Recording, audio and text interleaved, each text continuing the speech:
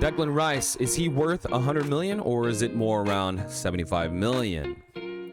This is actually some criticism he received a minute ago in the Euros. So I get this big. I think with Musiala, he justifies the hype.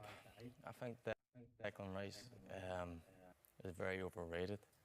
Like, don't get me wrong, I think he's a very good footballer, but the way the English media wax lyrical about him, I think it's completely over the top. Like, for me, he's not world class. World class to me is someone who gets in every single side in the world, and I don't think he does that. I don't think he gets in the Man City side ahead of Rodri. I don't think he gets in. I know Cruz is now retired, but to me, Toni Kroos is world class. He dictates the game. Rodri dictates the game. I don't think Declan Rice does that. He's not someone who's going to get on the half turn, play passes forward. He's very good. It's a little bit overrated. I'm going to be honest. So England, they have a new manager. They are set out to play their first friendly up against Ireland in the next few days. So since there's no Premier League going on right now because of the international break, Declan Rice has kind of been in the news, especially since the last game that Arsenal had where he had the controversial yellow card. A lot of people don't think he should have got it. A lot of people think he should have got it. I believe he should have got it. The England squad has been announced, and under their new manager, Lee Carsley, it's going to be interesting how they set up. Of course, I'm American, but England is one of the teams I like to watch. We see all these players play every weekend. In a way, I want to see them do well. Do you think Declan Rice can actually live up to the price tag? Or will this year actually be a defining year where people kind of start to call him out and maybe say that he's actually not worth what Arsenal truly paid? And this is also what Talk Sport had to say about who should start in England's midfield.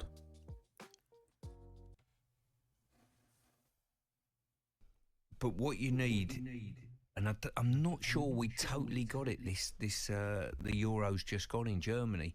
The blend between the three, and Carl's has looked at it. I've just a couple of names down here, and he thought, well, if he's going to put a team out at the weekend, will it be Rice and Mainu? And then in front of that, what does it look like? You got Gibbs White potentially who could play in front there. If you want energy, it's Gallagher, to break things up a little bit more. Gordon to play inside there, like he's done for the 21s. Eze could play in there as well. So there's options. And then the question that we throw to each other, and we spoke about in the summer, Declan Rice playing further forward. And can we get more out of Declan if he did, like he does for Arsenal a little bit more? And then just keep encouraging him to get forward, surging runs, energy, all of those type. I would disagree with getting him more forward. I think you guys should focus. I think the best method would be to focus on putting him where he played for West Ham, with a little less pressure to make goals.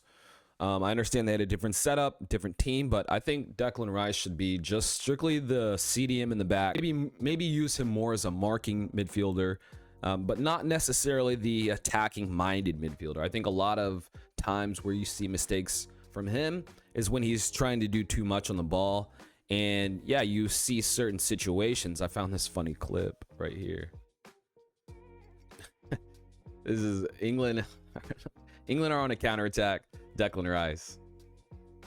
I thought this one was funny. And yeah, that's kind of what I'm saying. Like, he seems like he gets overwhelmed in certain moments. I think he's been important for England as the holder on occasion, but I still think there's more to come from Dec.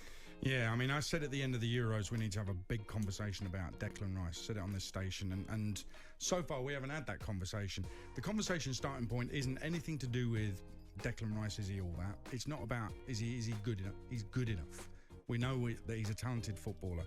In fact, he's so talented that I personally, Stuart, and I don't know what you feel about this, because you've worked with him, seen him at close quarters. I personally feel he has it in him to be the true leader of the team. I'm not talking about captain. I'm talking about on the pitch, leading a team from a position where they might not win a game to going on to win it.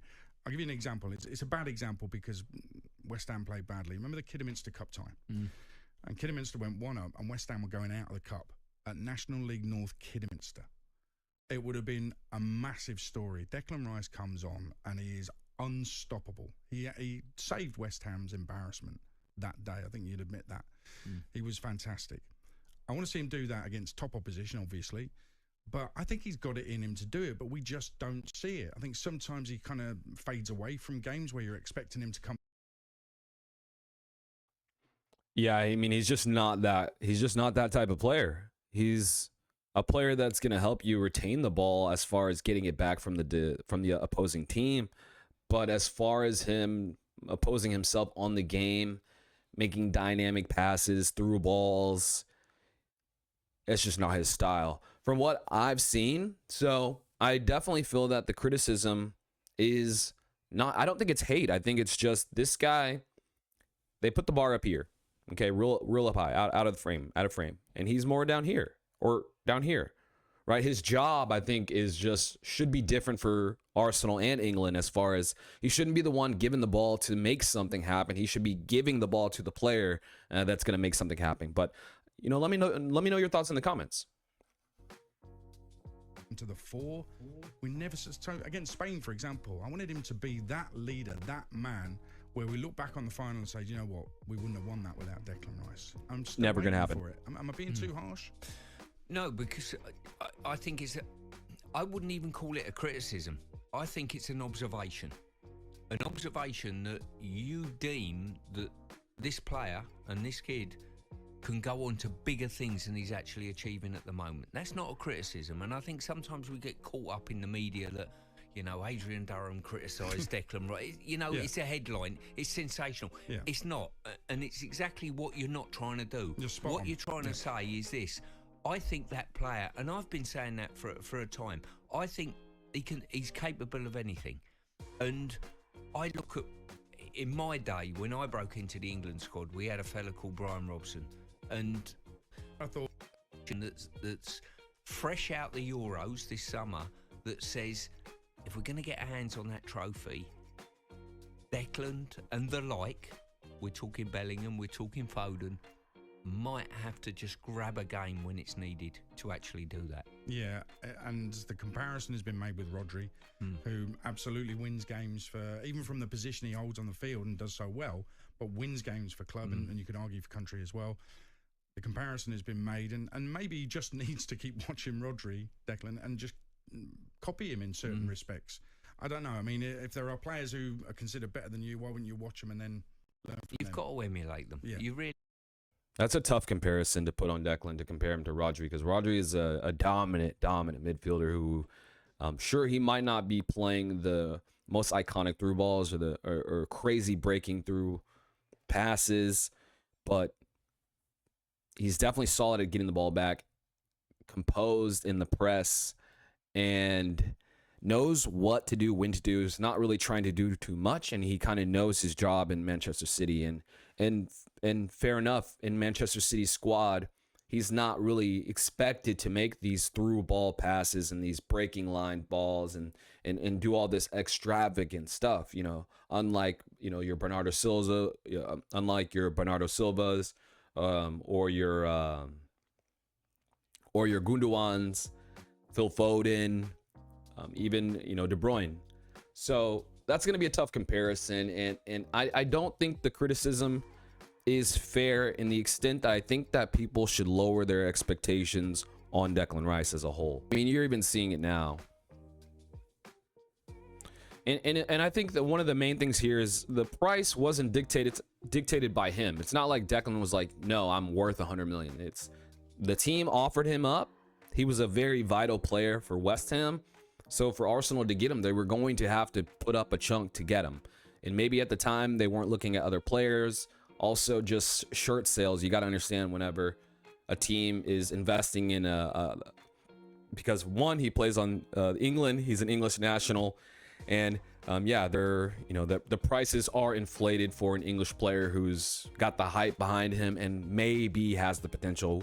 And he is young. He's only 25 years old. Well, he's not old. Let's say that. Would I consider Declan Rice a top midfielder? No, especially if you compare it to this list here of the Ballon d'Ors. You know what I mean? Like for For him to be considered as a Ballon d'Or is kind of just showing you where soccer is nowadays. And it's just crazy the level of skill that has dropped as far as individual players. I understand this is a team sport and you have to be a team to win it, but I feel like individually players are just nowhere near where they used to be as a whole. I mean, I feel like when you used to see the Ballon d'Or list, it was like, oh my gosh, some of these players deserve to win. Of course, Ronaldo and Messi, they held the throne because that's when the whole GA goals and assists was like all of a sudden the only thing that mattered in soccer. But I mean, I remember these lists being full of some of the best players that we ever saw play. Like, as we go through this list, they're all pretty good players. Lookman, I guess he had a good year, you know. Xhaka, yeah, had a good year. I think he's a pretty solid player. Vinicius Jr., probably one of the best ones. I think the players, I think the winner really should be Yamal, but he's too young. I'm sure they won't give it to someone that young. Dani Olmo is a baller. But Declan Rice, I don't think Declan Rice should be in this type of list. And I know it's unfair to try to compare to the old days, but I mean, just even England's old team. I mean, their midfield, Gerrard, Lampard, Scholes, Paul Scholes. I mean, just those three, man. I mean, he wouldn't be able to lace up their boots. I do feel it's unfortunate because I feel like a lot of this is media driven.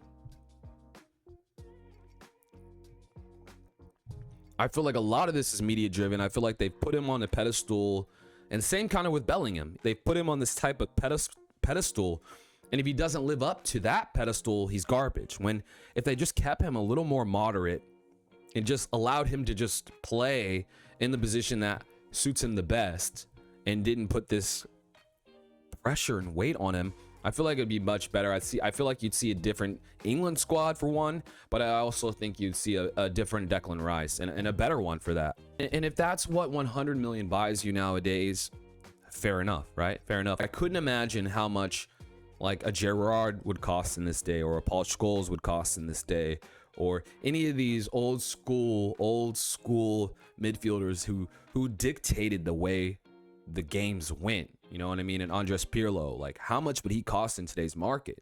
This year will be the year I definitely feel he will become more exposed in Arsenal due to the pressure that people are going to put on them, especially for what happened last year. You're already seeing that pressure, and just from the pressure that they expect from Declan Rice as a whole, becoming this just all around dynamic midfielder that scores you goals and gets you assists.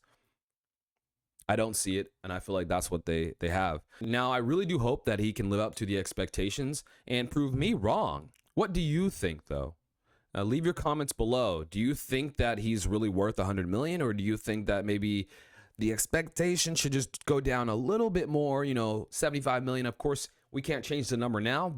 I feel that if the expectations were lowered, I definitely think that we'd get a better Declan Rice. I think the conversation would also kind of quiet down upon what type of level he's going to get to and all this. Yeah, I feel like he should just stick to being a deep number 8 and relying on that. If you made it this far, I really appreciate you watching. Again, let me know what your thoughts are in the comments. Do you feel that Declan Rice is worth that money, or do you think he will be exposed this year and his value will drop? Let me know. If you're feeling the vibe, subscribe, leave a like. Also, let me know what you think about the Ballon d'Or nominees. Who do you think is going to win? Who's your top 3? This is the Pitch Side Report. We talk about soccer, news, you name it. We try to explain it. We got some international friendlies coming up this weekend, so we might touch on those briefly. But again, if you made it this far, I really appreciate you watching, and I will catch you guys in the next video. All right, later.